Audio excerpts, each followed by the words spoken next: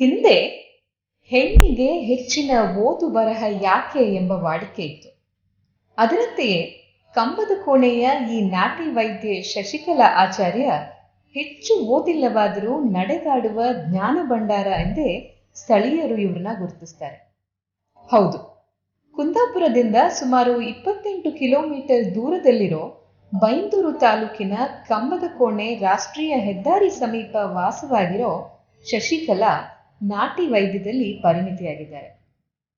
ಕರಾವಳಿ ಪ್ರದೇಶದಲ್ಲಿ ಹುಟ್ಟಿ ಬೆಳೆದ ಇವರಿಗೆ ಗಿಡಮೂಲಿಕೆಗಳ ಬಗ್ಗೆ ಆಸಕ್ತಿಯ ನಂಟು ಚಿಕ್ಕಂದಿನಿಂದಲೇ ಬೆಳೆದು ಬಂದಿತ್ತು. ಅಜ್ಜ ನೀಡುತ್ತಿದ್ದ ನಾಟಿ ವೈದ್ಯದ ಗಿಡಮೂಲಿಕೆಗಳ ಕುರಿತು ಸೂಕ್ಷ್ಮವಾಗಿ ಪರಿಶೀಲಿಸುತ್ತಿದ್ದ ಶಶಿಕಲಾ ಅವರಿಗೆ ಸಹಜವಾಗಿಯೇ ನಾಟಿ ವೈದ್ಯ ಕಲೆ ಕರಗತವಾಗಿತ್ತು. ಆದರೆ ಆರಂಭದಲ್ಲಿ ಅವರು ಗಿಡಮೂಲಿಕೆ ಔಷಧ ನೀಡುವ ಬಗ್ಗೆ ಹೆಚ್ಚು ಒಲವನ್ನು ತೋರಿರಲಿಲ್ಲ. ಇವರ ಜೀವನದಲ್ಲಿ ಒಂದು ಆಘಾತಕಾರಿ ಘಟನೆ ನಡೆದು ಹೋಯಿತು.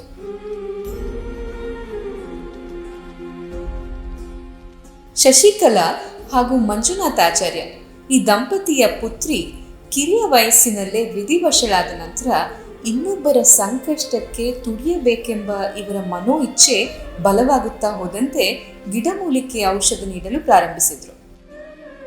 ವಿವಿಧ ಕಾಯಿಲೆಗಳಿಗೆ ನಾಟಿ ಔಷಧದ ಮೂಲಕ ಉಪಚರಿಸುವ ಶಶಿಕಲಾ ಅವರಿಗೆ ಎಲ್ಲ ಗಿಡಗಳ ಹೆಸರು ನಾಲಿಗೆಯ ತುದಿಯಲ್ಲೇ ಇದೆ. ಮನೆ ಮದ್ದು ನಾಟಿ ವೈದ್ಯದಲ್ಲಿ ಇವರದ್ದು ಎತ್ತಿದ ಕೈ ಅಂದರೆ ಅತಿಶಯೋಕ್ತಿಯಾಗಲಾರದು. ಇವರು ತಯಾರಿಸಿದ ತೈಲಗಳು, ನೋವಿನ ಎಣ್ಣೆಗಳು ಬಹಳ ಪರಿಣಾಮಕಾರಿ ಎಂಬುದು ಈಗಾಗಲೇ ಸಾಕಷ್ಟು ಬಾರಿ ಸಾಬೀತಾಗಿದೆ. ನಾನು ಕುಂದಾಪುರ ಆಸ್ಪತ್ರೆದು ಕೂಡ ಒಂದು ಕೇಸು, ಕಾಲು ಮರವಂತಿದ್ದು, ಇಲ್ಲಿದು ಕಾಲು ಮರದ್ದು ತಾಗಿ ಗಾಯ ಆಗಿತ್ತು.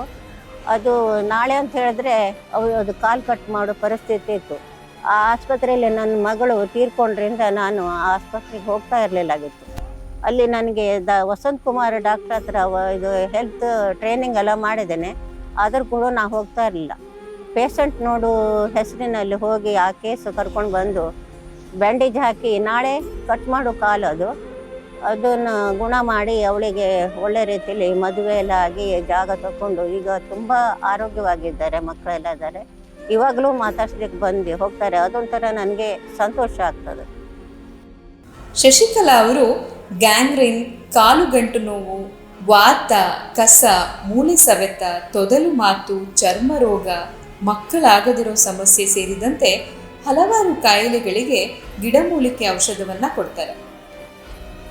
ಕೆಲವು ವರ್ಷಗಳ ಹಿಂದೆ ಪತಿ ಮಂಜುನಾಥ್ ಅವರು ಆಕಸ್ಮಿಕವಾಗಿ ವಿಧಿವಶರಾದ ನಂತರ ಕಂಬದ ಕೋಣೆಯಲ್ಲಿರೋ ತಮ್ಮ ಮನೆಯಲ್ಲಿಯೇ ಗಿಡಮೂಲಿಕೆ ಔಷಧವನ್ನು ನೀಡುತ್ತಿದ್ದಾರೆ. ಮನೆ ಮದ್ದು ಅಂತ ಹೇಳಿದ್ರೆ ಮನೆಯಲ್ಲಿ ಇದ್ದ ವಸ್ತುದಲ್ಲಿ ಕೆಲವು ಆರೋಗ್ಯ ಗುಣ ಮಾಡ್ಕೊಳ್ಬಹುದು. ಅದು ಜೀರಿಗೆ ಇದ್ರೆ ಅದು ಹೊಟ್ಟೆ ನೋವಿಗೆ ಕಷಾಯ ಮಾಡಿ ಕೊಡ್ಬೋದು. ಮತ್ತೆ ಊಟ ತರಕಾರಿನೇ ಕಾಯ್ಬೇಕು ಹೇಳಿಲ್ಲ ಮನೇಲಿ ಹೆಂಗಸರು. ಆ ಇದ್ದಿದ್ರಲ್ಲೇ ಮೆಂತೆ ಚಟ್ನಿ, ಬೆಳ್ಳುಳ್ಳಿ ಚಟ್ನಿ, ಪ್ರತಿಯೊಂದು ಬೇಳೆಗಳದ್ದು ಚಟ್ನಿ, ತಂಬಳಿಗಳನ್ನು ಮಾಡಿ ಆಹಾರಕ್ಕೆ ತಗೊಂಡ್ರೆ ಎಲ್ಲ ಒಳ್ಳೆಯದು. ಎಲ್ಲ ಸೊಪ್ಪುಗಳು, ತಟ್ಟೆ ಸೊಪ್ಪು ಸಹ ಮಳೆಗಾಲದಲ್ಲಿ ಸಿಗುತ್ತೆ. ಕೆಸು ಸೊಪ್ಪು ಅದು ಕೂಡ ಆರೋಗ್ಯಕ್ಕೆ ಒಳ್ಳೆಯದು. ಬಿಲ್ಪತ್ರೆ ಹೇಳಿ ಉಂಟಲ್ಲ, ಅದು ಈ ಶುಗರಿನವ್ರಿಗೆ ಭಾರಿ ಒಳ್ಳೆಯದು. ಅದನ್ನು ಹಸಿದು ಜೀರಿಗೆ ಹಾಕಿ ಎಲೆ ಅರ್ಧಿ ವಾರದಲ್ಲಿ 1-2 ಸಲ ಕುಡಿದ್ರೆ ನಾರ್ಮಲ್ ಬರುತ್ತೆ, BP, ಶುಗರ್ ಎಲ್ಲ. ಮತ್ತು ಈಗ ಹಲವಾರು ರೀತಿ ತಟ್ಟೆ ಸೊಪ್ಪಿನ ತಂಬಳಿ ಮಾಡ್ಬೋದು, ಚಟ್ನಿ ಮಾಡ್ಬೋದು, ಹುರ್ಗಿನ ಸೊಪ್ಪಿನ ತಂಬಳಿ ಮಾಡ್ಬೋದು. ಮಿದುಳಿಗೆ ಮಕ್ಕಳಿಗೆ ಒಳ್ಳೇದು. ಅದು ಹಸಿದು ಎಲ್ಲ ಕೊಟ್ಟರೆ ತುಂಬ ಒಳ್ಳೆಯದು, ಮಿದುಳು ಚುರುಕಾಗ್ತಾರೆ. ಮತ್ತು ಅದನ್ನು ಬೇವಿನ ಸೊಪ್ಪನ್ನ ಎಣ್ಣೆಯಲ್ಲಿ ಹೊರಿಬಾರ್ದು, ಬೇಯಿಸಿ ಹಸಿದೇ ಮಾಡಬೇಕು. ಹಸಿ ಎಲೆ ಮಾಡಿದ್ರೆ ತುಂಬ ಪವರ್ ಇರುತ್ತೆ. ಬಿಲ್ಪತ್ರೆ ಕೂಡ ಹಾಗೆಯೇ, ಅದನ್ನು ಹೊರಬಾರ್ದು. ಒಣಕಾಯಿ ಹಾಕಿ ಕೊಬ್ಬರಿ ಚಟ್ನಿ ಕುಟ್ಟಿಟ್ಕೊಂಡ್ರೆ 1 ತಿಂಗಳಗಟ್ಟಲೆ ಊಟ ಮಾಡೋಕ್ಕೆ ಒಳ್ಳೆಯದು. ಅದು ಬೊಜ್ಜು ಕರಗತ್ತೆ. ಮತ್ತು ಕೆಸು ಎಲೆ ಕೂಡ ಉಪಯೋಗ ಮಾಡ್ಬೋದು, ಅದರದ್ದು ಬಜೆ ಮಾಡ್ಬೋದು, ತಟ್ಟೆ ಸೊಪ್ಪಿನ ಬಜೆ ಮಾಡ್ಬೋದು. ಹೀಗೆ ಹಲವಾರು ರೀತಿ ಎಲ್ಲ. ಮಳೆಗಾಲದಲ್ಲಿ ತರಕಾರಿ ಇಲ್ಲ ಅಂತೇಳಿ ಹೆಂಗಸರು ಇದು ಮಾಡೋದು ಬೇಡ. ಪ್ರತಿಯೊಂದು ಸೊಪ್ಪು ಗಿಡಮೂಲಿಕೆಯಲ್ಲೂ ಎಲ್ಲ ಆಹಾರದ ಧಾನ್ಯ ಮಾಡಿ ಊಟ ಮಾಡ್ಬೋದು. ಕಾಯಿಲೆನೂ ಹಾಗೆಯೇ, ಸಣ್ಣ ಹೊಟ್ಟೆ ನೋವು ಬಂದರೆ ಎಲ್ಲ ಜೀರಿಗೆ ಕಷಾಯ ಅಥವಾ ಮಕ್ಕಳಿಗೆ ಸಂಬಾರನಟ್ಟೆ ಸೊಪ್ಪುಗಳು ಇರುತ್ತಲ್ಲ, ಅದನ್ನು ರಸ ತೆಗೆದು ಜೇನುತುಪ್ಪ ಹಾಕಿ ಕುಡಿಸಿದ್ರೆ ಕಫ ಹೋಗುತ್ತೋ. ಇಲ್ಲಿ ಕೆಂಪು ತುಳಸಿ ಹೇಳು ಉಂಟಲ್ಲ, ಆ ಎಲೆ ಇತ್ತಲ್ಲ, ಅದನ್ನ ಹಾಕಿದ್ರೆ ಮೂಗಿಗೆ ರಸ ತೆಗೆದು ಹಾಕಿದ್ರೆ ಅದು ಕೊರೋನಾ ಕೂಡ ಬರೋದಿಲ್ಲ. ಆ ಥರ ತುಳಸಿ ಸೊಪ್ಪು ರಸ ಗಾಳಿಸಿ ನೀರು ಹಾಕಬಾರ್ದು, ಹಾಗೆ ದೆಪ್ಪಿ ಮೂರು ಹುಂಡು ಬಿಡಬೇಕು. ದುರ್ಮಾಂಸ ಕೂಡ ಹೋಗುತ್ತೆ ಅದರಲ್ಲಿ. ಮತ್ತು ಮಕ್ಕಳಾಗದಿದ್ದವರಿಗೂ ಹಾಗೆಯೇ ಅದು ರಜೆ ಆದಾಗ ನಮ್ಗೆ ಹೇಳಬೇಕು. 4ನೇ ದಿವಸ 4, 5, 6, 3 ದಿವಸ ಕೊಡ್ತೇನೆ. ಕ್ರಮಗಳೆಲ್ಲ ನಾನು ಅವ್ರ ಹತ್ರ ಮಾತಾಡಿ ಹೇಳ್ತೇನೆ. ಚರ್ಮರೋಗ ಕೂಡ ಹಾಗೆ ಗುಣ ಆಗದಿದ್ದ ಯಾವುದೇ ಥರ ಕಾಯಿಲೆಗಳಿದ್ರೆ ರಕ್ತ ಶುದ್ಧಕ್ಕೆ 3 ದಿನ ಖಾಲಿ ಹೊಟ್ಟೆಗೆ ಬಂದು ಅರ್ದು ಕುಡಿದ ಮೇಲೆ ಔಷಧ ಕೊಡ್ತೇನೆ. ತಲೆನೋವು ಬರ್ದಿದ್ದಂಗೂ ತೈಲ ಕೊಡ್ತೇನೆ. ತಲೆ ಕೂದಲು ಹಣ್ಣಾದ್ದೆಲ್ಲ ಕಪ್ಪಾಗುವಂಗೂ ಕೊಡ್ತೇನೆ. ಮಕ್ಕಳಾಗಿದ್ದವರಿಗೆ ಔಷಧ ಮಾಡೋ ತುಂಬ ಜನ ನಮ್ಮ ಮನೆಗೆ ಬಂದವರು ಮಕ್ಕಳಾಗಿದೆ. ಮರವಂತಿಯಲ್ಲಿ, ಕಾರ್ವಸ್ಪೈಕಿ, ಅಂಬಾಗ್ಲಲ್ಲಿ, ಬೈಂದೂರು, ಈಗ ಇಲ್ಲೇ ಕಮ್ಮದಕೊಂಡಿದೆ ಕೃಷ್ಣಾಬಾಯಿ ಮನೆ, ಅಲ್ಲಿ ಅವ್ರ ಮನೆಯಲ್ಲಿ ಎಲ್ಲ ತುಂಬ ಕಡೆಗೆಲ್ಲ ಆಗಿದೆ ಮಕ್ಕಳಾಗಿದ್ದವರಿಗೆ. ಅದು ಬೆಂಗಳೂರಿಗೆ ಹೋಗಿ ಕೊಟ್ಟು ಬಂದಿದ್ದೆ ನಾನು. ಅಲ್ಲಿ ಪ್ರಕಾಶರವ್ರ ಸಂಬಂಧ ಅಲ್ಲಿ 3 ದಿನ ಉಳಿದು ಕೊಟ್ಟು ಬಂದಿದ್ದೆ. ಅಮೇರಿಕದಲ್ಲಿ ಇರೋದು ಅವರು. ಅವ್ರ ತಮ್ಮನಿಗೆ ಮದುವೆ ಆಗಿ ಮಕ್ಕಳಾಗಿ ದೊಡ್ಡಾದರೂ ಇವ್ರಿಗೆ ಮಕ್ಕಳಾಗಿರ್ಲಿಲ್ಲ. ಅವರು ಪ್ರಮಿಳ ಕುಂದಾಪುರ ಹೇಳಿದ್ದದು.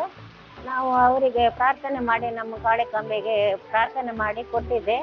ತೊಲಬರ ಕೊಟ್ಟೆ ಅಂತ ಒಂದು ದೇವ್ರಿಗೆ ಪ್ರಾರ್ಥನೆ ಮಾಡಿದ್ದೆ. ಆದರೆ ಅವ್ರಿಗೆ ಬೆಂಗಳೂರಲ್ಲಿ ಹೋಗಿ ಕೊಟ್ಟು ಬಂದವರಿಗೂ ಕೂಡ ಅವರು ಅಮೇರಿಕದಲ್ಲಿ ಬೆಂಗಳೂರಿಗೆ ಬಂದು ಉಳಿದು ಅವ್ರಿಗೆ ಮಗುವಾಗಿ ನಮ್ಮ ದೇವರಿಗೆ ತೊಲಬರ ಎಲ್ಲ ಕೊಟ್ಟಿದ್ದಾರೆ.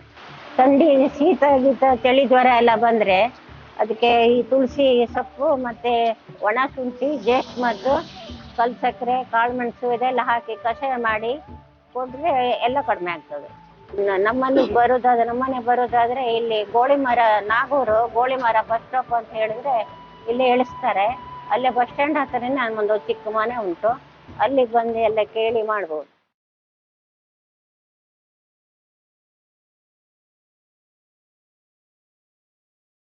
ಇಡೀ ಜಗವನ್ನೇ ಅಂಗೈಲಿ ನೋಡಿ, ಜನಮನದ ಈ ಜೀವನಾಡಿ